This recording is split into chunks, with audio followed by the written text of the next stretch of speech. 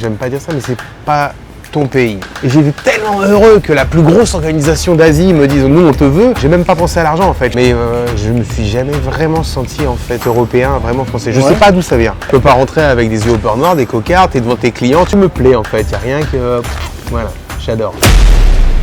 Aujourd'hui sur Débris des Stories, le média qui met en avant la diaspora asiatique et tous les amoureux de l'Asie, on reçoit Arnaud The Game Lepont. Ancien combattant au One Championship, il a affronté certains des plus grands noms du MMA. Un guerrier respecté au point d'avoir une rue dans sa ville natale. Installé depuis maintenant plus de 15 ans au Vietnam, il a construit une vie entre combat, transmission et résilience. Et dans cette interview, il va nous raconter son parcours hors norme et les choix qui ont tout changé. On remercie aussi notre sponsor Passeport Vietnam, le spécialiste des démarches administratives au Vietnam, pour faire vos passeports, vos visas, investir ou passer votre retraite. Toutes les informations sont dans la description et on vous souhaite un bon visionnage à toutes et à tous.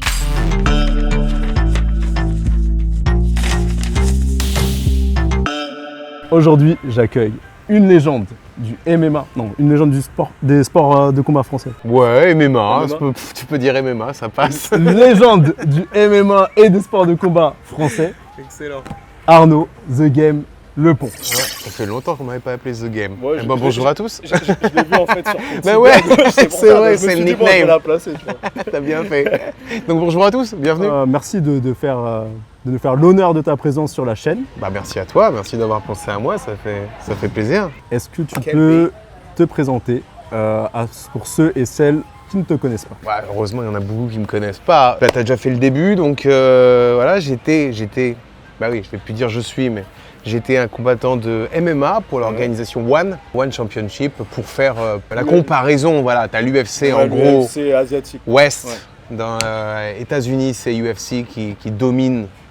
Qui domine les sports de combat, et en Asie du Sud-Est. C'est le rouleau compresseur, je cherchais le mot mais je l'ai eu tout de suite, le rouleau compresseur en Asie du Sud-Est, il domine tout. Donc si tu veux, c'est pas percer, si tu veux être dans l'organisation numéro 1, ici c'est One. Et donc j'ai fait toute une partie de ma carrière au One. Combien de combats? Au One, c'est une bonne question, je sais plus, 7, 8, et j'ai pris deux champions du monde, donc voilà, okay. C'est quand même pas mal, c'est l'occasion de... Ouais, j'ai fait des gros combats, j'ai eu des belles victoires, j'ai eu des défaites, je pense que c'est ce qui fait la beauté d'une carrière. J'ai jamais eu refusé un combat, et c'est peut-être ce pourquoi j'ai mal managé ma carrière des fois. On me disait tu devrais faire ce combat, ce serait super pour ta carrière. One m'appelait, me disait on va faire ce combat-là. Et je disais ouais c'est bon, est-ce que je signe? J'étais déjà tellement content à l'époque d'être payé pour me battre. Bien sûr, c'est un privilège finalement de vivre de sa passion, parce que je pense que c'est une passion de s'entraîner. Il y a tellement de personnes qui se lèvent le matin en se disant je vais aller au boulot parce qu'il faut que je paye les factures. Tu vois ce que je veux dire? Et moi, je vis dans un pays que j'aime. Déjà, c'est une chance extraordinaire. Tu choisis pas où tu es né. Moi, je suis français de nature. Enfin, je suis né en France. Mais je me suis jamais vraiment senti en fait européen, vraiment français. Je sais pas d'où ça vient. Culturellement parlant, j'ai toujours été amoureux de la culture asiatique. Et puis très tôt, très jeune, j'ai eu l'occasion de voyager. Ça me fait penser à quelque chose, parce que du coup, en parlant de la présentation, on parlait de Arnaud The Game, donc le combattant de MMA, des sports de combat. Est-ce que tu peux nous raconter un peu l'histoire de Arnaud Lepont? Not The Game. Okay. Arnaud Lepont. Arnaud Lepont, c'est un petit...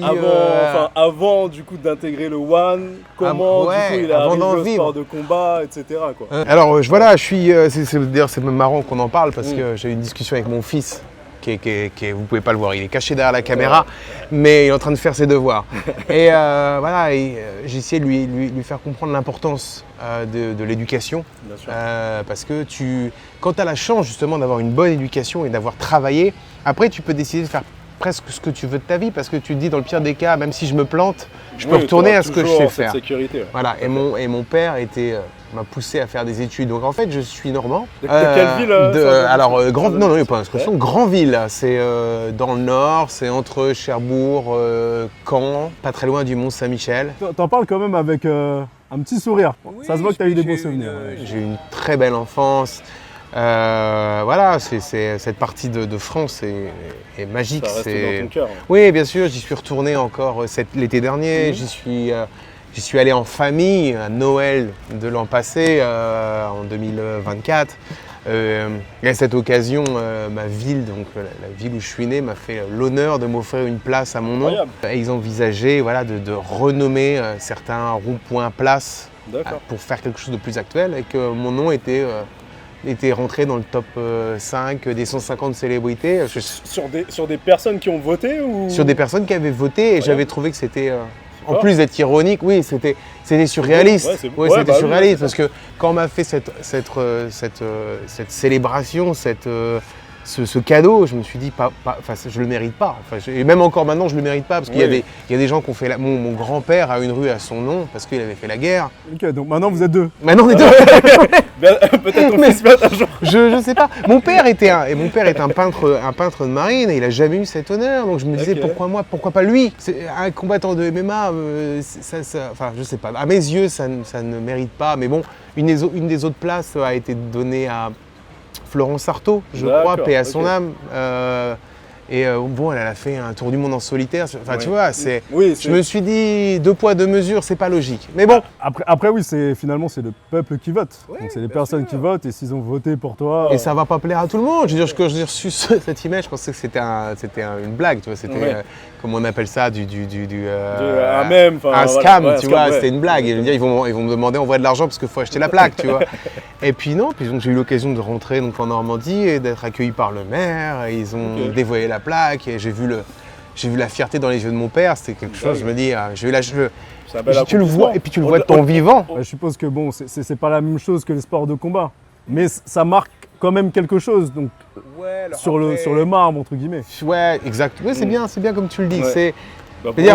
Après, il y a des victoires qui sont plus, je veux dire, la naissance de mes garçons, le fait qu'ils soient en bonne santé. Je veux dire, ce sera toujours plus important que quelle victoire à la fin de la journée, je préfère que mon fils soit en bonne santé et qu'il ait une belle vie. Et ce sera la naissance de mon fils sera toujours le plus beau moment de ma vie.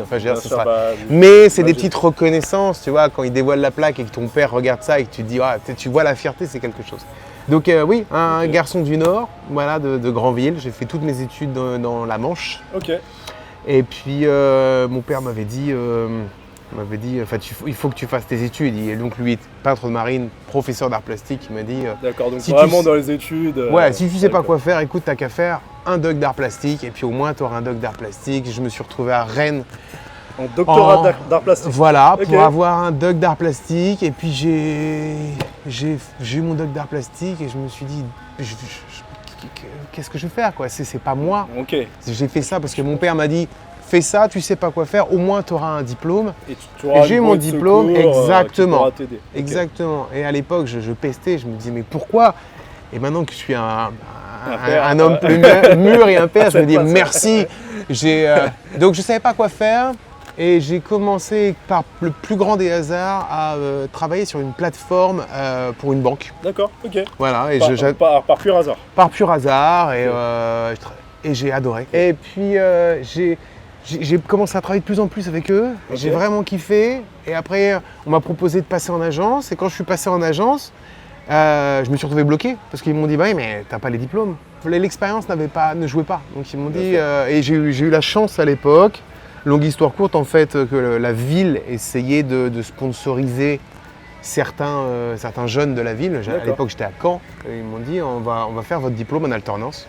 Donc, tu as une semaine, tu es en banque, une semaine, et donc, j'ai eu rapport à ton cursus. Un BTS spécialisé dans ce département. Incroyable. Et je voulais revenir à ce que tu as dit au tout début, par rapport à la culture asiatique, que tu sentais un lien avec cette culture asiatique. Est-ce que du coup, tu l'as toujours eu? Est-ce que tu as eu des amis asiatiques durant ton enfance? Alors déjà, je venais d'une toute petite ville. Alors, tu vois, quand tu viens d'une toute petite ville, 10 000 habitants, pas grande ville, la Monaco du Nord. Je veux dire, c'était, je crois qu'à l'époque, devait y avoir une personne asiatique dans toute la ville. D'accord, enfin, donc ouais, c'était pas super cosmopolite comme pourrait l'être habiter à Paris, tu vois ce que je veux dire. Donc, mais d'où c'est venu cette passion entre guillemets pour l'Asie? Je pense qu'en fait, j'étais un garçon j'étais un bon petit garçon, mais j'étais quand même vachement turbulent. Ouais. Et mon père s'est dit à l'époque, si on veut canaliser son énergie, on va le mettre dans un sport de combat. Ouais, c'est le parcours classique des enfants turbulents. Ouais, et puis mon papa avait dit, t'as rien à dire, tu vas au karaté 3 fois par semaine, et puis voilà. Et alors je sais pas si c'était le déclencheur de l'amour de l'Asie, mais je pense que le karaté m'a donné des valeurs martiales. Tout à fait. Et puis je pense que ça a quand même inconsciemment déclenché un amour de la culture asiatique en général, pas que japonaise. Je faisais du karaté Shotokan à l'époque. Voilà, je me rappelle encore bien avec le Granville Karatekai qui existe encore, et je vais aller redonner un séminaire, un workshop chez eux cet été si je ne m'abuse. Donc tu es toujours en lien finalement avec ta ville.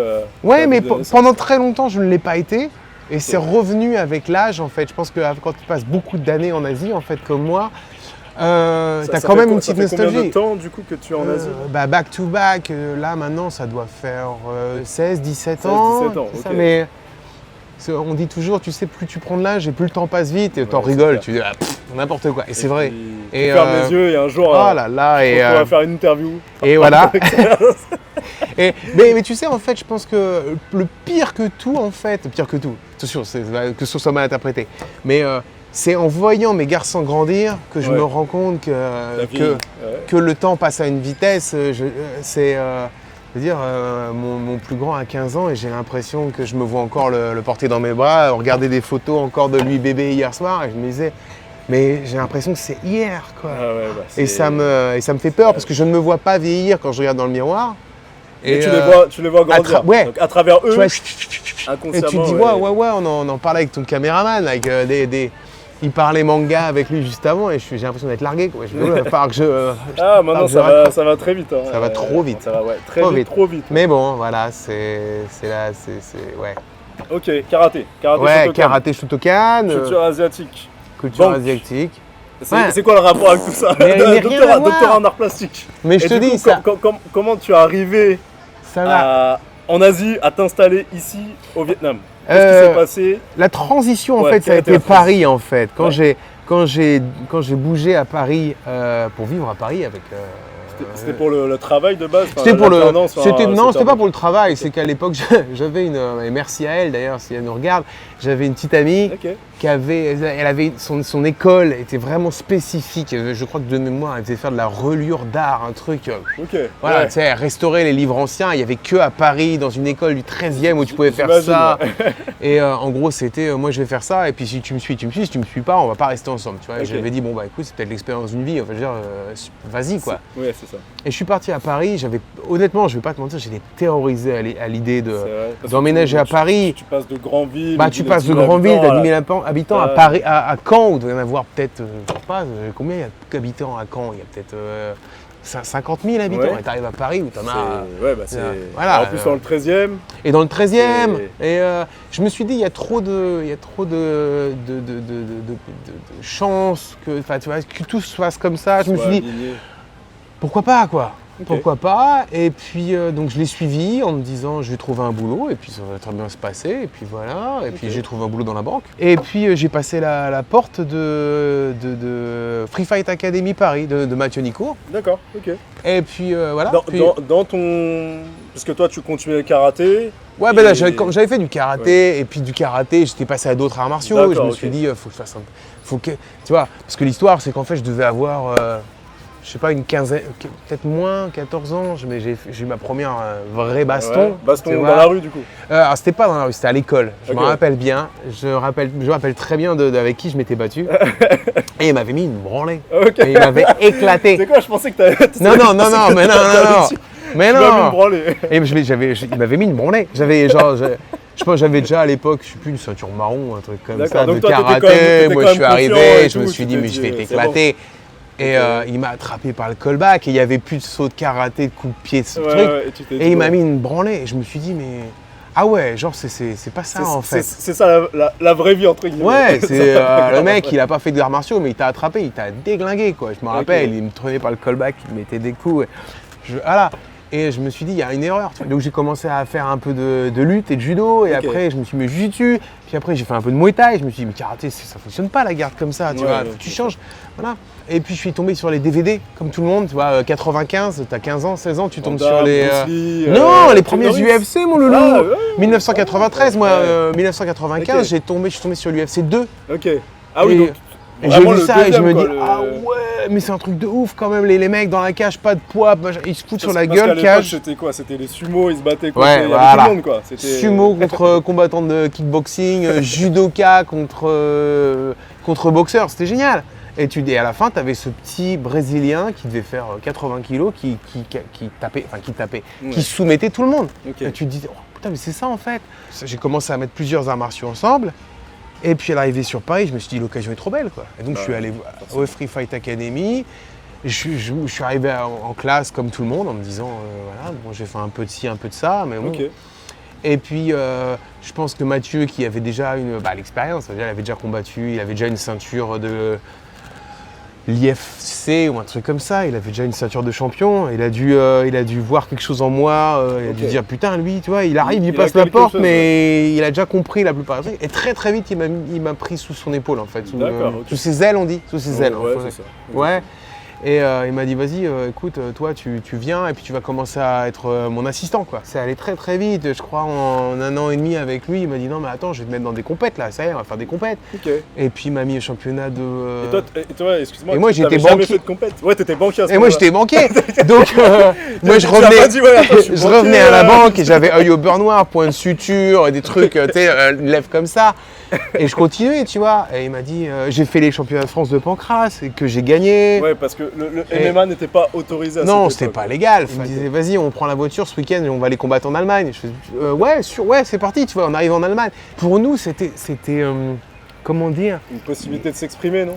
Mais c'était plus que ça, c'était une drogue en fait. Tu te disais, c'était bizarre.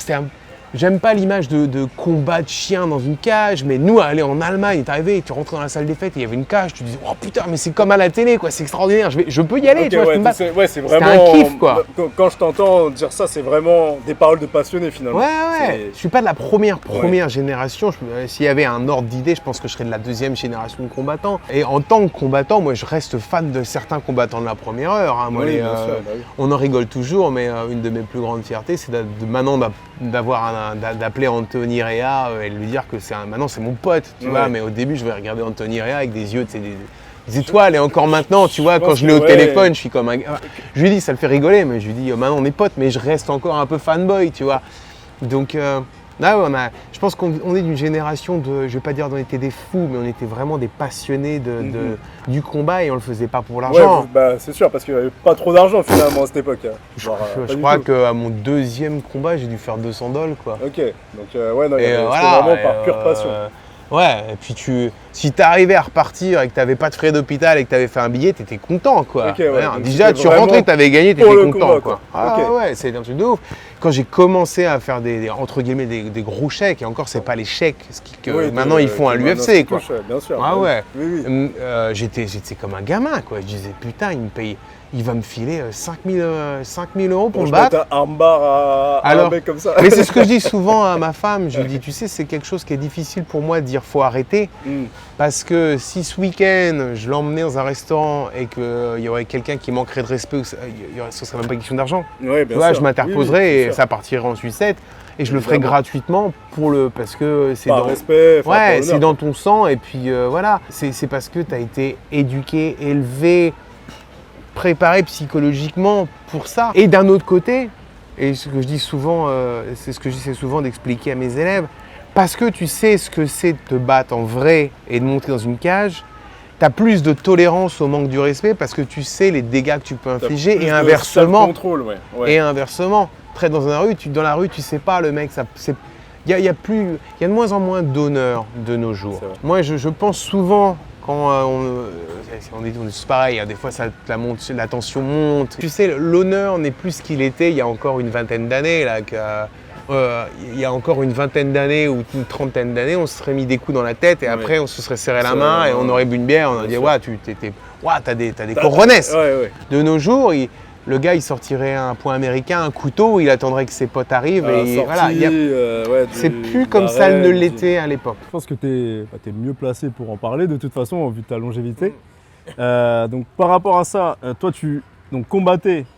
Tu faisais des combats de MMA et tu étais banquier en même temps. J'étais banquier et puis un jour mon patron d'agence m'a dit Arnaud c'est plus possible quoi. Les cocards, il m'a dit on n'est pas dans Fight Club quoi. Tu peux pas rentrer avec des yeux au beurre noir, des cocards, tu es devant tes clients, tu leur expliques comment manager ils te regardent tous du genre vous êtes fait taper dessus tu vois. Au début j'en faisais une blague. Je disais le crédit n'a pas été accepté. Ouais, je disais j'en ai parlé au patron, vous avez vu, il a dit non et j'en rigolais mais au bout d'un moment ça faisait beaucoup tu vois. Sûr, bah oui. Et un jour j'ai oublié son nom mais il était gentil, il était sympathique, il m'a dit va falloir que tu choisisses quoi. Écoute, tu sais quoi, on va mettre ton contrat de travail en pause. Suspens, ouais. Et ce que je te dis, c'est que tu pars 6 mois, tu fais ce que tu as à faire et moi je te garantis que tu reviens. Ok. Et voilà, incroyable. Je trouvais que j'étais bon dans ce que je faisais. Ouais. Donc je pense qu'ils se sont dit, on va jouer cette carte-là, sinon il va nous planter. Et j'ai pris le promo, je dis c'est génial, écoute, on va faire ça. J'ai donné mon appartement à une copine, je lui ai dit tu payes pas le loyer, tu restes dans l'appartement. Okay. Et je suis parti 6 mois en Thaïlande. Donc tu as fait 6 mois de césure. Et j'ai fait 6 mois de camp, de Bangkok, Phuket. Et ça c'était en quelle année? Oh là, à peu près approximativement. 2006, 2007. Okay. C'était une vingtaine d'années. C'était il y a quand même longtemps et les conditions n'étaient pas les mêmes. C'était pas les mêmes, c'était complètement différent. Sur un coup de tête peut-être, non? Sur un coup de tête, on est parti. Et c'était 6 mois magiques, c'était extraordinaire. C'était le rêve quoi. Tu vivais une vie de combattant, c'était génial. Donc je suis revenu parce qu'il fallait bien évidemment que je prenne une décision professionnelle. Et voilà, je suis allé voir mon patron et il m'a dit alors. Et je lui ai dit bah alors, bye bye, c'est au revoir, je suis désolé, j'y retourne. Et voilà, j'ai tout pris et je suis parti m'installer en Thaïlande. Okay. Et voilà, et arrivé en Asie, tu passes j'ai fait de la Thaïlande, j'ai fait de la Malaisie, et puis tu vas où... Je veux dire, où le vent te mène, pas forcément, parce que tu vas où le business te mène, que ce soit une carrière de combattant ou une carrière de coach. Et toujours drivé par le combat, justement. Donc, oui, toujours. Du moment où tu es parti en Asie, fitness et combat. De toute façon, l'un ne va pas sans l'autre, bien évidemment. Hein, tu vas apprendre dans les deux disciplines. J'étais en Thaïlande et puis j'ai eu des opportunités qui se sont ouvertes au Vietnam. Et puis les opportunités, on va pas s'étendre dessus, mais sont devenues compliquées parce que le Vietnam d'il y a 15-16 ans n'est pas le Vietnam de maintenant. Il change, c'est un pays qui explose, je veux dire. Exactement, ouais. Et plutôt, je trouve, sur un bon chemin. Ils sont sur une très très belle voie, c'est super. Mais il n'y a pas de honte à dire que le Vietnam d'il y a 15-16 ans, non, pas du tout. Ils n'étaient pas encore prêts au MMA. Ils avaient encore... Nous, déjà en France, ça nous a pris... Quand est-ce que ça a été légalisé en France? Il y a quelques années. UFC, c'était il y a peut-être 5 ans, 6 ans. Voilà, c'est ça. Donc tu peux comprendre qu'il y a 15 ans, le Vietnam, ils se disaient on ne peut pas autoriser ça. Des combats de chiens, deux hommes dans une cage qui se battent. Et puis moi, j'étais un des premiers à avoir une cage au Vietnam. J'avais une salle à Hanoï. Ça n'a pas du tout plu, quoi. Ça a vraiment. Politiquement, c'était pas correct. Enfin, pas correct, je veux dire, c'était trop tôt. Donc voilà, il a fallu que je retourne où je pouvais faire de l'argent. À l'époque, on m'a offert un pont d'or pour aller travailler en Malaisie, pour m'occuper de l'équipe de sportifs professionnels à Muay Fit, à Kuala Lumpur. Donc Petaling Jaya. Muay Thai, du coup MMA. MMA, ok. MMA. Donc eux, ils étaient quand même plus avancés, par exemple, que le Vietnam. Un petit peu, ouais, parce que je sais pas pourquoi. Je pense que je pense que le Vietnam et la France restent des pays qui sont soudés de par leur histoire, exactement. Donc quand la France a légalisé, le Vietnam en toute logique s'est dit il y a peut-être une raison pourquoi ils le font. Et peut-être que la raison n'est pas que économique, c'est aussi qu'en Vietnam on a des potentiels de ouf, on a des excellents combattants. Je pense que déjà la mentalité vietnamienne, déjà la mentalité et même le sport. Le quotidien des Vietnamiens est présent. Vo Vinam, on a certains, je pourrais en nommer certains, mais on a des lutteurs qui sont extraordinaires, on a de très bons strikers. Voilà, je pense à Duignat, il y a certains combattants qui sont extraordinaires, d'ailleurs Duignat est à One Championship.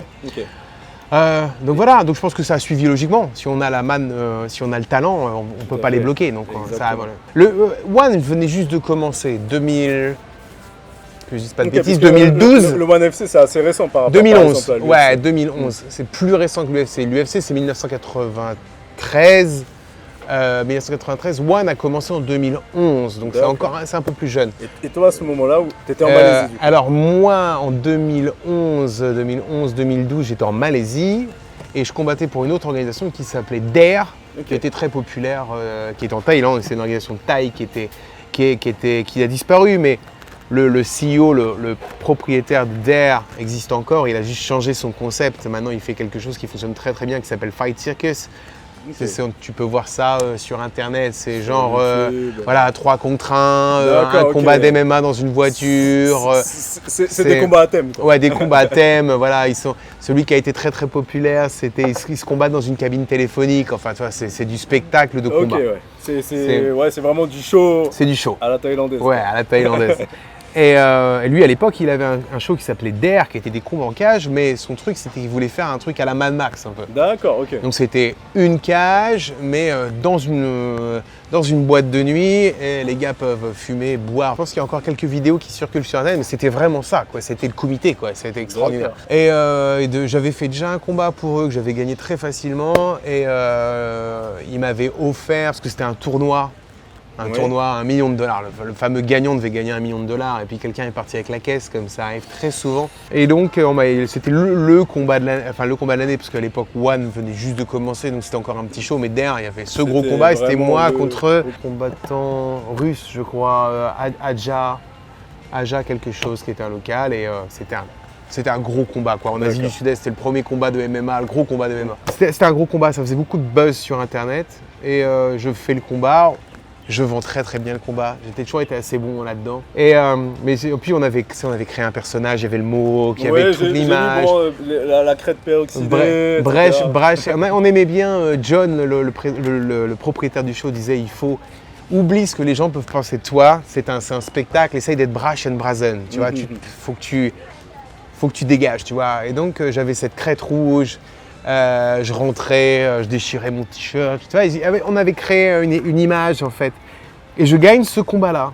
Et plutôt une belle guerre en plus, c'était vraiment une belle guerre. J'avais la lèvre qui était complètement ouverte, on se met des genoux à la tête et tout. Excuse-moi, parce que rassure-nous, donc même si on parle de show, tout ça, etc. Rassure donc les gens qui regardent la vidéo. Rien n'est scénarisé. Non, c'est pas la WWF ou WWE, je sais pas le nom maintenant. Ouais, c'est eux maintenant. D'ailleurs, ça a été racheté avec l'UFC. Ça a été. Ah oui, j'en ai entendu parler. Ouais, donc tous les coups sont bien mis. Voilà, c'est ce qui manque. C'est pour ça que d'ailleurs que les gens ne se rendent pas compte à quel point Conor McGregor a monté le salaire de tout le monde vers le haut.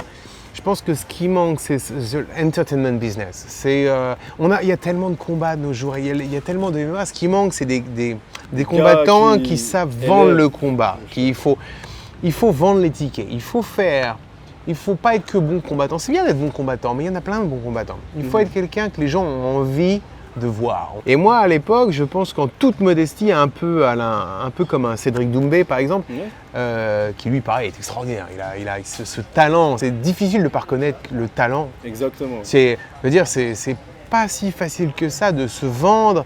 Et tu veux dire, moi, je suis en Asie du Sud-Est, je suis pas la scène internationale ou la scène américaine, bien évidemment. Et Cédric Doumbé, j'en ai entendu parler jusqu'ici. C'est pour te dire à quel point le gars est talentueux.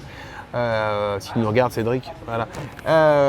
Donc moi à l'époque, donc il y a 20 ans en arrière, je pense qu'en toute modestie, j'avais ce côté Conor McGregor, j'avais cette Cédric Doumbé, parce que ce côté chaud. Même si intérieurement les vannes me gênaient, me faisaient mal, parce que je me disais c'est pas moi les gars derrière, quand je rentre à la maison et que tu vas te mettre je suis un père de famille, je suis un père de famille, je me mets devant la télé avec mes garçons, on regarde K-pop Demon Hunter, mais par contre quand tu rentres dans la cage, déjà plus tu as le côté psychologique, quand tu arrives en face de ton adversaire, faut pas qu'il se dise celui-là c'est un comique, je vais l'éclater, faut que tu lui fasses peur, faut que tu rentres dans sa tête, et puis il faut que les gens se disent dimanche matin je vais me lever pour allumer la télé parce que je veux voir ce gars-là, tu vois. Et à l'époque j'étais très bon pour ça, et donc longue histoire courte, les bookers de One FC étaient dans la salle sans personne. Ouais, en incognito, ils sont venus voir ce qui se passait, quoi, parce que le combat les intéressait.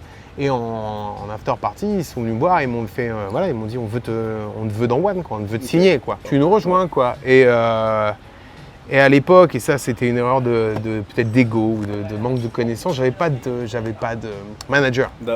Donc je manageais ma propre carrière et j'étais tellement heureux que la plus grosse organisation d'Asie me dise nous on te veut que j'ai même pas pensé à l'argent en fait. J'ai signé un contrat juste parce que je me dis putain ça va être génial, je vais être à la télé dans des millions de personnes machin.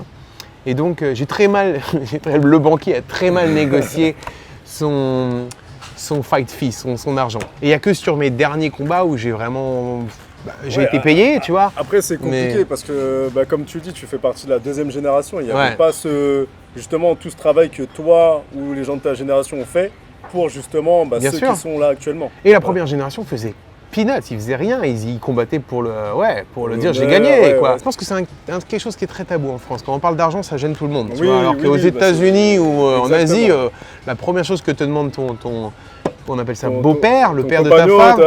C'est le beau-papa, il va te dire en réunion de famille, il fait Arnaud, tu fais combien d'argent?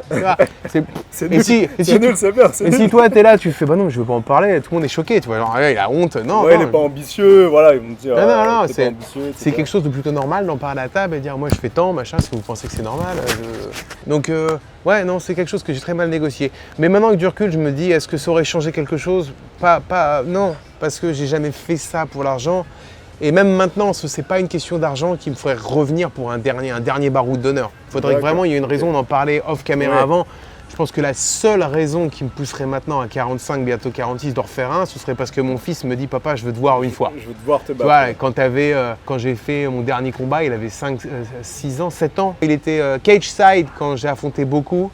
Quand j'ai affronté côté Tsuboku, donc l'ancien champion lightweight du One Championship, celui qui avait la ceinture. Et c'est une erreur. Tu devrais jamais avoir de la famille. C'est quelque chose qui te met trop de pression dans la tête. C'est quand tu vas à la guerre, c'est un petit peu comme les Spartans, tu sais, les Spartans, comment on dit ça? Spartans, je sais même plus. C'est l'anglais qui me vient tout de suite. Ils disent sur ton, j'ai le mot en anglais d'abord, sur ton bouclier ou avec ton bouclier. C'est on your shield or with it. Tu reviens avec ton bouclier ou sur ton bouclier. Soit tu reviens, t'es mort, soit tu reviens, t'as gagné. Quand tu vas au combat, en fait, tu devrais pas avoir à... Tu devrais juste penser à ce qui va se passer dans la cage. Focus, Ce qui fait que j'étais si fort, je pense, jusqu'à ce que tu prennes conscience de tes responsabilités dans la vie. C'est-à-dire jusqu'à la naissance de mon premier fils. Avant, je me disais, advienne que pourra. Ça va paraître un peu cliché pour la nouvelle génération. Mais à l'époque, je me disais, si je meurs ce soir, je meurs ce soir. Et c'est... Voilà. Puis un jour, t'as quelqu'un qui t'attend à la maison, et puis t'as des enfants. Tu te dis, mais je vais faire quoi si jamais il m'arrive un truc Donc je vais pas dire que j'ai pris peur, mais j'ai commencé à me dire, j'ai 2 garçons, donc faudra vraiment qu'il y ait une motivation qui soit plus que l'argent, parce que Et en parlant de tes enfants, donc tes enfants sont vietnamiens? Ils sont vietnamiens, ils sont vietnamiens français, ils sont half-blood. Quel a été ton premier feeling quand tu arrives au Vietnam? Quand tu as découvert le pays, est-ce que tu le connaissais déjà avant? Non, pas du tout. Non, j'étais... C'est vraiment, quand tu es arrivé, qu'est-ce que tu as ressenti, l'énergie au Vietnam, et où tu es arrivé du coup d'abord, Ho Chi Minh. Je suis arrivé au Ho Chi Minh directement. Et puis, c'est une ambiance. Alors, ça remonte, parce que ça fait... maintenant, ça a tellement changé. Ça a tellement changé.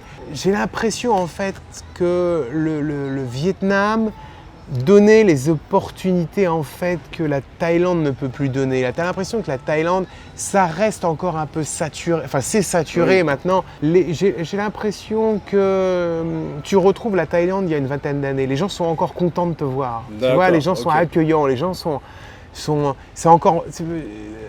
j'ai l'impression que tout est possible ici. C'est ce que j'aime, la magie de ce pays, en dehors d'avoir un climat qui est extraordinaire, d'avoir une culture, d'avoir une gastronomie.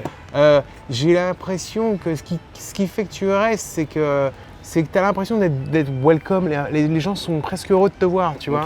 Puis il y a tellement de magie dans ce pays. Je veux dire, toutes les villes sont différentes. Tu peux aller...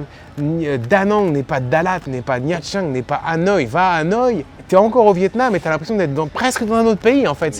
C'est la beauté et la magie.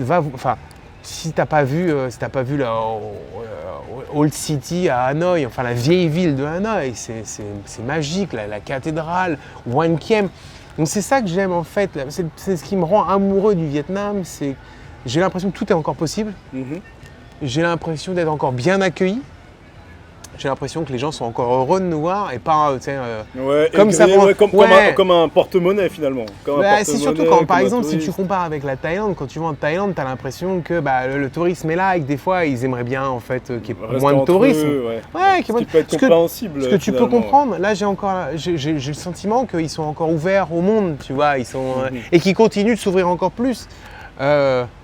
L'architecture, le climat. La cuisine, la nourriture, je veux dire, t'as tellement de parfums, et pourtant au début, tu vois, c'est que tu restes. Moi, je suis français, donc voilà. J'ai été quand mon père est venu nous rendre visite il y a quelques années, je me suis dit, il va demander un steak frites, tu vois. Et tout de suite, il s'est plongé dans la culture, et après, voilà, il était comme moi, il est Bun Thich Nung, Bun Rieu, et après Bun Cachua, enfin toutes ces soupes, c'est juste extrêmement addictif. Et maintenant c'est même moi d'ailleurs qui dis à ma femme tiens on va aller manger ça aussi ou ça, et elle est contente. Le steak frites c'est drôle. Oh non, non, ma femme si je l'allais choisir, on mangera vietnamien, on mangera local tout le temps. Ce que je peux comprendre en fait c'est sa culture, mais c'est difficile de trouver du négatif en fait autour de ce pays parce que j'ai l'impression que ça a volé mon cœur en fait. Tu vois, j'étais déjà amoureux de l'Asie. J'étais amoureux de l'Asie. Et t'as pas tous les excès que tu peux avoir dans certains autres pays comme la Thaïlande. On en parlait hors caméra. Donc moi j'ai habité en Thaïlande, j'étais presque content au bout d'un moment de me dire c'est trop quoi. Évidemment chaque pays a sa beauté. Après, c'est vrai que le Vietnam est quand même plus calme, on peut le dire, je pense, que la Thaïlande. Voilà, c'est pas quelque chose de tabou de le dire, dans le sens où c'est quelque chose qu'on peut constater. Non, puis il y a plus de retenue, puis il y a, c'est la mentalité, la façon de parler, l'accueil des gens, ce serait difficile pour moi. Et on se pose souvent la question avec ma femme, si demain on me disait il faut que tu rentres en France, je pense que ce serait difficile. Je pense que psychologiquement, il y aurait quelque chose qui se briserait en moi. Et puis je ne suis pas vietnamien par le sang. Et c'est vrai que dès qu'on en parle avec mes amis, je dis, mais par contre je reste vietnamien par le cœur. Bien sûr. Si demain on me disait tu peux plus, il faut que tu quittes le pays pour X ou Y raison, je pense que ce serait très difficile. Donc je pense que on se dit tout le temps citoyen du monde, mais c'est vrai que ça reste faux. Moi, je sais que je serai toujours l'expat, bien évidemment. Bien mais dans ma culture et dans ce que j'essaye d'apporter au pays, je pense que je ne serai jamais considéré malheureusement comme un local, ce qui est normal. Déjà, je le porte sur mon visage. Mais je pense que culturellement parlant, par certains de mes élèves ou amis, je pense que je me suis bien intégré au pays. Voilà. De par le fait que, par exemple, je suis obsédé à l'idée de faire autant de charité que je peux. Je fais beaucoup de charity séminaires, donc en tant qu'ancien athlète et coach martial, d'arts martiaux, je donne beaucoup de stages où l'intégralité des fonds est tout de suite reversée dans des associations caritatives. Personnellement, je préfère que ce soit reversé sur des orphelinats ou tu vois pour aider les plus démunis. Ce que je dis souvent à mes enfants, vous avez la chance d'avoir un toit, la nourriture, voilà. Donc il y en a qui ne l'ont pas cette chance. Donc, parce qu'on n'oublie pas finalement que malgré que le Vietnam soit un pays en pleine explosion, donc en plein développement, ça reste quand même un pays pauvre. De moins en moins, on sent que le pays est tiré vers le haut, on sent que les choses changent. Doucement, bien évidemment, mais nous, on a quand même tiré la bonne carte. En fait, on a plus de chance que certaines personnes ici. Donc voilà, je pense que c'est la moindre des choses en tant qu'expat. Si tu peux rendre. J'ai plusieurs clubs, par exemple le club de Baria Combat Club que je salue, qui essaye de m'inviter toujours 2 fois l'année. Donc comme ça, voilà, on fait des stages, on a de l'argent et hop, ils peuvent, tu vois, ils peuvent aider les orphelinats ou les organisations caritatives locales. Je cherche le terme. Voilà, mais mais tu te rends bien compte et tu le vois de tes yeux que la ville change à une vitesse. C'était pas un coin, entre guillemets, si je me passe l'expression, à expatrier ou dans le district 7. Moi, j'allais m'entraîner dans le district 7, il n'y avait pas de district 7. Et maintenant, ça construit partout, c'est extraordinaire. Ça développe. Mais c'est ça, c'est l'investissement en fait. Tu vois le pont qu'ils ont créé entre le district 2 et le district 1. Enfin, je veux dire, c'est la vitesse à laquelle. Donc, ça veut dire qu'il n'y a pas que nous qui croyons en le futur de ce pays. C'est qu'il y a plein d'investisseurs qui se disent c'est le futur. Et tu le vois que ça évolue à une vitesse. Donc, je pense que c'est une bonne chose pour le pays. Et ça me fait plaisir de voir qu'il y a de plus en plus de personnes qui viennent investir au pays. Ouais, et dans mon domaine, je peux même te le dire. Oui, là, je vois toutes les salles qui s'ouvrent en ce moment. J'en suis presque stupéfait. Je me dis, mais c'est incroyable que tout le monde s'intéresse. En 2016, quand on m'a dit tu vas t'occuper de l'ouverture des salles UFC Gym, on va en ouvrir une au Vietnam. J'ai cru que c'était une plaisanterie. C'est Dana White himself. Alors c'est pas Dana White himself, parce qu'entre UFC et UFC Gym, c'est la même compagnie, mais c'est pareil. Dana il s'occupe de la partie spectacle et l'UFC est géré par une autre entité. Mais c'est la même grosse boîte. Et donc c'était la compagnie de fitness pour laquelle je travaillais, la plus grosse compagnie, si ce n'est pas en Asie, en tout cas au Vietnam c'est sûr, qui m'avait dit on va t'embaucher pour travailler pour nous, mais tu vas travailler sur un projet secret, et on ne veut pas trop t'en parler. Et au bout de 2 ans, le patron avec qui j'en avais une confiance aveugle, qui était un génie, un visionnaire du fitness, m'a dit bon bah voilà, écoute, le projet c'est UFC, on va ouvrir la première salle d'Asie du Sud-Est et c'était ici au Vietnam. C'était à Ho Chi Minh, c'était à Tao Dien, on va l'ouvrir. On a commencé à travailler sur le projet en 2016 et à peine 3 ans après ou 2 ans après que la pandémie est arrivée. Ah bah oui, le fameux Covid. Le fameux Covid, merci au Covid. Je ne sais même pas si on peut dire Covid sur YouTube, il faut faire attention à ça. La pandémie. Sans rentrer dans les détails, il faut savoir que avoir une salle qui a une marque brandée, enfin une très grosse marque, c'est pas gratuit. Hein, ça coûte énormément d'argent juste d'avoir le nom. Le nom dans le pays, Le nom dans le pays, avoir une exclusivité, de pouvoir... il a fallu qu'on fasse des choix. On se dise, fermer une salle comme ça pendant 1 an, c'est un coût de fonctionnement qui est extraordinaire. Bien sûr, en plus du coût justement du nom à avoir. C'est la salle elle-même, je peux pas divulguer les chiffres, mais c'est des très très très gros chiffres. Et donc il a fallu qu'on s'assoie et qu'on dise on ne peut pas continuer comme ça. Il faut mieux qu'on rebrand, qu'on rouvre une salle dans la même structure avec un autre nom, mais on ne peut plus continuer à utiliser le nom de la marque. On va se saigner, on va devoir couper les salaires des profs. Donc il a fallu qu'on prenne la décision qui a été très dure de dire bon on arrête, c'est plus possible. C'est malheureusement comme beaucoup de business, il ne faut pas qu'on mette la clé sur la porte mais qu'on change notre fusil d'épaule. Et c'est ce qu'on a dû faire, c'est ce qu'on a fait. La première UFC d'Asie c'était nous, c'était ici, c'était au Vietnam, on a été les premiers pour montrer à quel point c'est extraordinaire ce que le Vietnam peut apporter. Et j'étais à la tête de cette salle. Et là aujourd'hui du coup qu'est-ce que je fais? Continuer du coup toujours dans... Je suis toujours dans le fitness, toujours dans les arts martiaux, dans une autre salle bien évidemment. Je suis entre plusieurs opportunités, mais en ce moment je vais pas dire, je me cherche. Ouais. Mais je pense qu'on va te revoir très bientôt. En tout cas dans le paysage vietnamien. Pour toujours, ouais. Peut-être plus sur du fitness, hein, comme je te le disais hors antenne. Peut-être plus du fitness, prendre des coups dans la tête à mon âge, ça devient de plus en plus difficile. Ouais, j'en ai pris beaucoup, donc même maintenant, le week-end, quand on a sparring, on y va doucement, hein, avec mes élèves, je leur dis les gars, attention quand même. Mais plus le fitness. Le fitness, c'est moins niche que le MMA. Mais bon, comme je dis à chaque fois, ne dire jamais. Hein, tu sais pas. C'est une bonne mentalité à avoir. Ouais. Et je voulais juste revenir sur une chose. C'était quand tu parlais du coup de ton père. Donc qui était venu au Vietnam, qui mangeait vietnamien, etc. Toi, quand tu leur as annoncé donc, que tu déménageais, que tu vivais, que tu allais partir vivre en Asie, comment ils l'ont pris? Quels étaient leurs... Je suppose qu'ils avaient peur. Le problème, c'est que les gens qui n'ont jamais mis un pied en Asie, ils ont tous les clichés que l'on peut avoir, tu vois. C'est quand lui, quand je lui ai dit je vais partir au Vietnam, je pense que dans sa tête, il a dû se dire il y a quoi au Vietnam? C'est triste et ironique, ou triste, je sais pas, mais c'est vrai que tu as tous les clichés que tu as pu avoir depuis ton enfance. Je veux dire, si tu n'as jamais mis les pieds au Japon et que tu vas au Japon, tout de suite tu penses samouraï, le pays du soleil levant, les baguettes.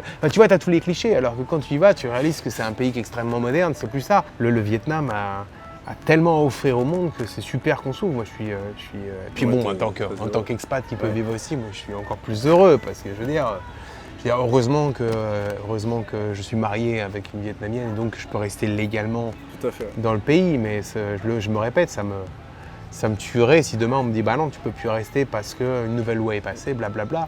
Ce serait dur émotionnellement parlant. Parce que là, aujourd'hui, toi, tu as ton visa, donc par rapport du coup au fait que tu sois marié à ta femme, c'est ça? Exactement. Okay. Moi, je suis tout ce qu'il y a de plus légal, mais malheureusement, ça vient du fait que j'ai des enfants qui sont à moitié français et vietnamiens et que je suis marié à une locale. Si tu me regardes, mon cœur, toujours, voilà, très heureux de ça. Et j'ai une question justement par rapport à ça. Donc, tu parles de ta femme, tu parles de tes enfants, donc tu es un amoureux du Vietnam. Quelles sont tes relations quelles ont été tes relations du coup avec les Vietnamiens? Comment du coup tu les as perçus et comment ils te perçoivent? Et je pense que quand tu quittes ton pays pour t'installer entre guillemets dans un nouveau pays, c'est ça ma question, ça serait il faut que tu... Comment s'intégrer finalement? Comment bien s'intégrer au Vietnam? Il faut que tu... je dis souvent, il faut que tu te dises que, entre guillemets, j'aime pas dire ça, mais c'est pas ton pays. Il faut que tu mettes un petit peu d'eau dans ton café. Il faut que tu te réalises que tu seras toujours l'expat. Donc il faut que tu sois plus tolérant, il faut que tu sois plus ouvert à la culture des autres. Et je me suis toujours dit, rappelle-toi que voilà, faut que tu t'intègres. Oui, tout à fait. Ouais, le but quand tu es arrivé, c'était aussi de t'intégrer. Tu savais que tu voulais y rester. Je peux te donner un exemple très simple. En tant que Français, moi, Noël, c'était Noël. Noël, c'est la fête de l'année. Voilà, le Père Noël. Et après autant d'années en Asie du Sud-Est, je suis plus excité à l'idée que Tête arrive la semaine prochaine et que c'est Tête d'Enzoy et on va faire la fête avec cette semaine de vacances est plus importante pour moi que Christmas. On fait Christmas parce que les enfants aiment bien aussi cette tradition. Mais même moi je prépare, j'ai décoré la maison et je me dis que Tête arrive. Donc en fait, je pense que il faut que tu sois ouvert quand tu décides de bouger dans un autre pays. Et c'est d'ailleurs, je pense que j'ai été très chanceux, c'est qu'au début, j'ai bougé dans le nord, j'étais sur Hanoï. Okay. On a tendance à dire qu'Hanoï est un petit peu plus dur, plus rude, les gens sont plus fermés. Mais je pense que c'est pas une mauvaise chose parce que quand tu te fais des amis qui sont plus distants, ça reste pour la vie. Je veux dire, j'ai des amis d'Hanoï d'il y a 10 ans et ils sont encore, je pense à Tien Anh, je pense à Lê Quang, et on s'envoie des textos tous les 10 jours. Enfin, on se parle souvent. Magnifique. Et à l'époque, en plus, j'étais à Hanoï, il y avait une très très très petite communauté d'expatriés. Française, même pas de françaises, d'expatriés. Il y avait à Hanoï, il n'y avait pas beaucoup d'expats, quoi. Donc t'étais obligé en fait de t'ouvrir aux autres et ça avait un côté sympa parce que tu peux comprendre la curiosité des gens qui te voyaient passer dans la rue et qu'est-ce qu'il fout là, lui, tu vois. Et pourtant, je les ai toujours trouvés super accueillants. D'accord. Il n'y avait jamais de méchanceté. Pour briser un peu les clichés que les gens peuvent avoir du coup. Je ne sais pas s'il y a un cliché. Je sais pas s'il y a un cliché, mais je pense que plus que d'autres pays, j'ai trouvé qu'ils étaient toujours été très curieux de la culture de l'autre en fait. De l'étranger. J'ai rarement, presque jamais eu de l'agressivité pure, tu vois, juste parce que j'étais différent. Non, j'ai plutôt eu de la curiosité. D'accord. Et c'est plutôt une bonne chose parce que je pense que je l'aurais mal vécu si je sentais que j'étais pas accueilli, tu vois. Mais j'ai toujours été plutôt bien accueilli, tu vois. Donc ça te force à te dire on a quand même de la chance, tu vois. Je sais pas si on est aussi welcoming, on est aussi accueillant en France. En tant que Français. En tant que Français, je sais pas. Faudrait demander à ma femme. Quand elle vient en France avec moi, je sais pas si les gens sont aussi accueillants avec elle. Que quand moi je suis avec elle dans sa famille, je peux te dire que quand je vais dans ma femme est de Tay Nguyen, donc c'est encore plus haut qu'Hanoï, j'ai l'impression d'être une superstar, quoi. Alors qu'eux, ils en ont rien à fiche que j'ai fait des combats de MMA ou quoi qu'est-ce. J'ai réalisé avec le temps en fait que la famille c'est la pierre, comment on dit ça, la pierre angulaire, le socle. C'est ce qui est le plus important. Et tu parlais de difficultés tout à l'heure. Est-ce que justement tu peux nous faire part d'une anecdote ou difficultés que tu as eues justement durant ton séjour au Vietnam, durant ta vie au Vietnam? J'aimerais pouvoir pointer à une difficulté, mais non, bon, j'ai eu comme tout le monde, professionnellement parlant, tu t'associes aux mauvaises personnes, aux mauvais moments, mais c'était pas des personnes locales en fait. D'accord. Donc j'aimerais dire que j'ai eu des mauvaises expériences, mais non, je peux pas faire part d'une expérience parce que j'ai rien à dire à ce sujet-là. J'ai eu que des bonnes expériences en fait, Okay, et c'est presque ironique. C'est peut-être pour ça que je suis si heureux de vivre ici. Je veux dire, voilà, pour après. T'as des projets personnels de business qui ne fonctionnent pas, mais c'est pas inhérent au pays. Ça vient du fait que ça marche pas, ou malheureusement t'avais un associé qui avait la mauvaise stratégie financière. Voilà. Pour moi personnellement, c'est mon pays préféré d'Asie. Okay.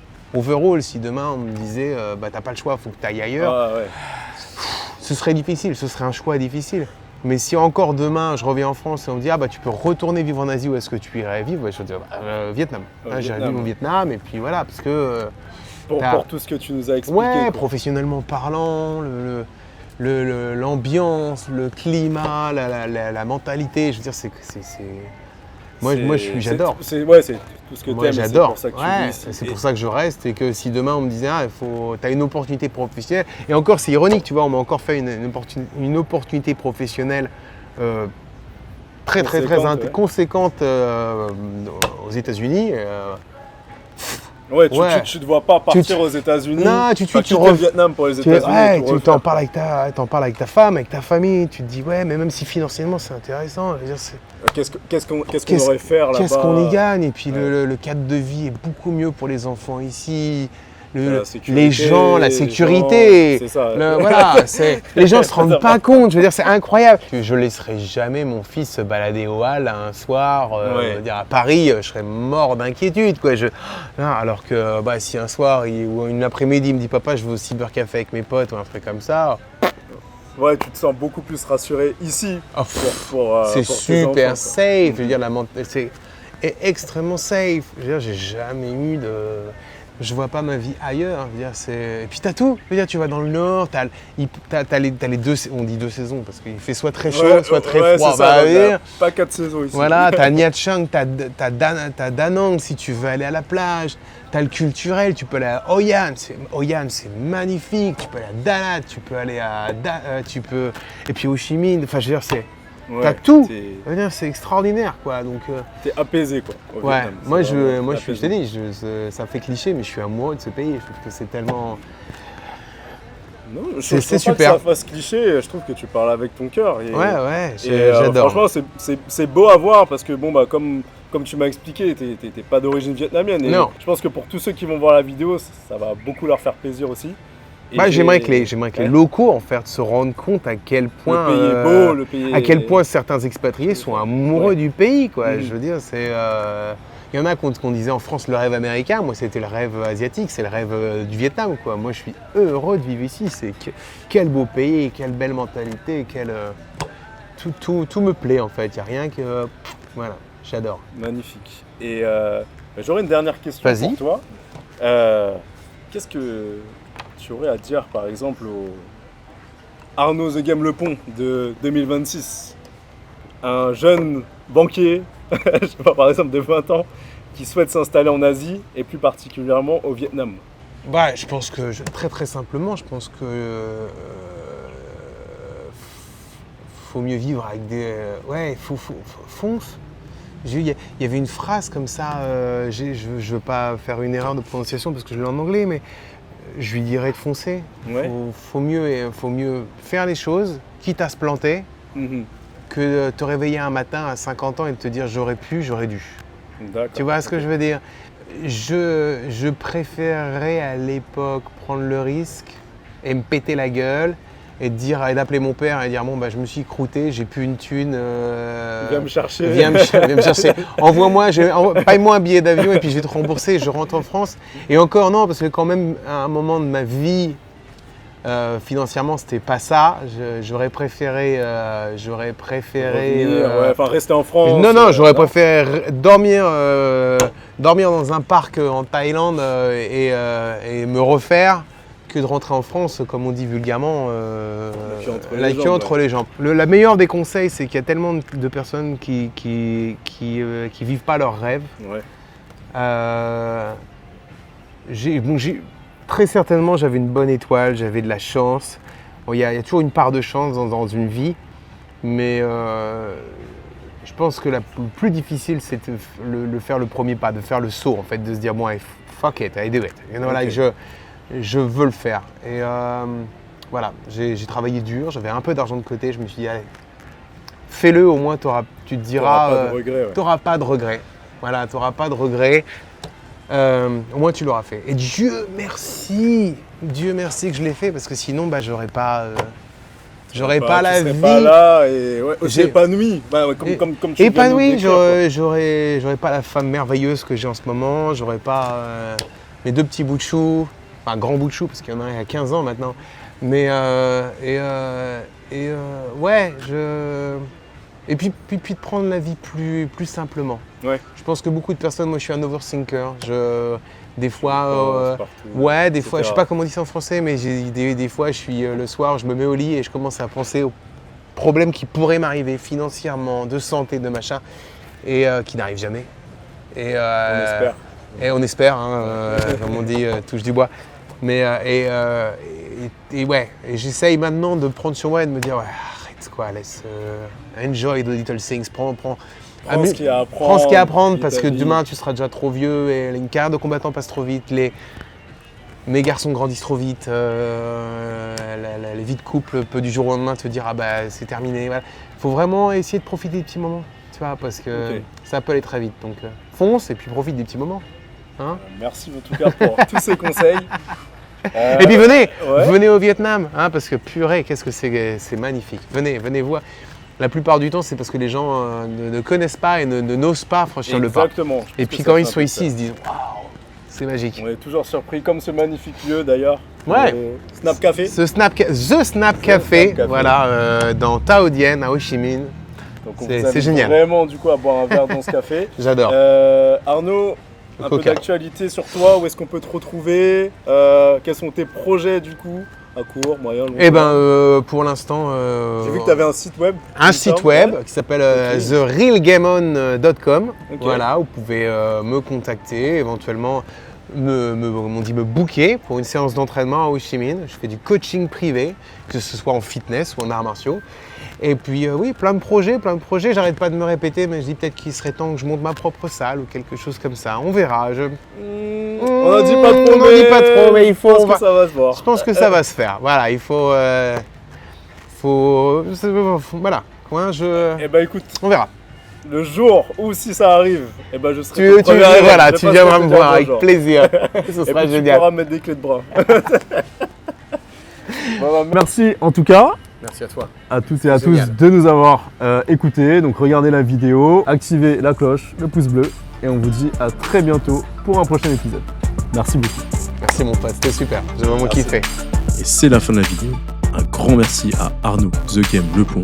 Si cette histoire vous a inspiré, n'hésitez pas à laisser un like, commenter et nous suivre sur nos réseaux sociaux. Débris des Stories sur Facebook, Instagram, TikTok et YouTube. Abonnez-vous sur Débris des Stories, le média qui met en avant la diaspora asiatique et tous les amoureux de l'Asie.